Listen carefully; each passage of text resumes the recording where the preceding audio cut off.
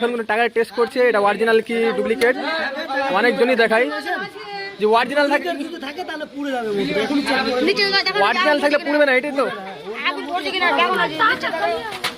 এটাই অরিজিনাল মধু তাই তো হ্যাঁ এটা অরিজিনাল মধু দাদা মধু নিয়ে কোনো ভেজাল নাই এখানে আপনাদের এক্ষুনি গাছ থেকে নিয়ে আসলা এখনই গাছ থেকে ভেঙে নিয়ে কোথায় আমার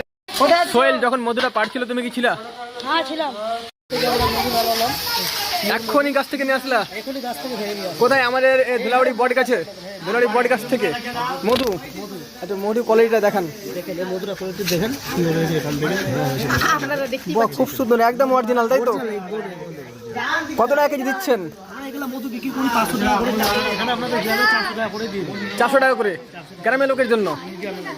মানে এটা কি অরিজিনাল আমরা কেমন করে বুঝবো এটা টাকার উপরে মধু দিবেন যদি মধু যদি না পড়বে তাহলে হলো অরিজিনাল মধু যদি টাকা পড়ে যায় তাহলে ডুপ্লিকেট আপনার বাড়ি কোথায় বাড়ি হলো আমার গাজলে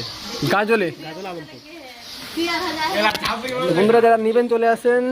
জালালপুর ভলিটোলাতে এখন এই মধু পাওয়া যাচ্ছে এখনই আমরা মধু ভেঙে দিলাম গাছ থেকে হ্যাঁ গাছ থেকে এখনো পিওর মধু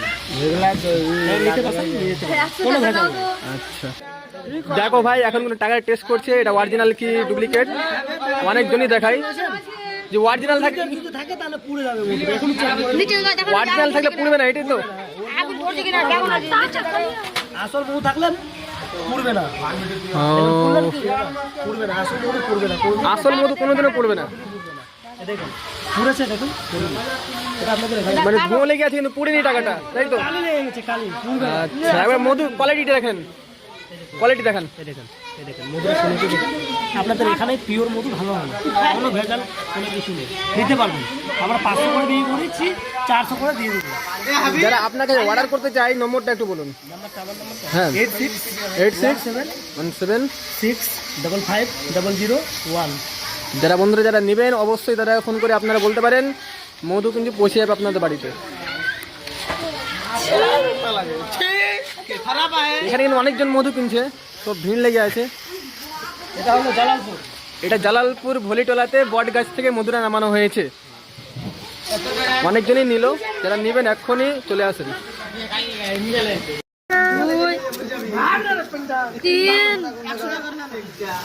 আমাদের মধু এখন কিনা হচ্ছে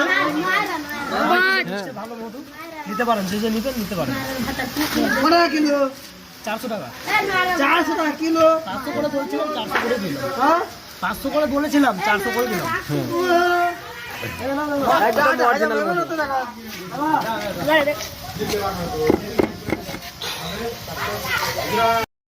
সোহেল যখন মধুটা পাড়ছিল তুমি কি ছিলা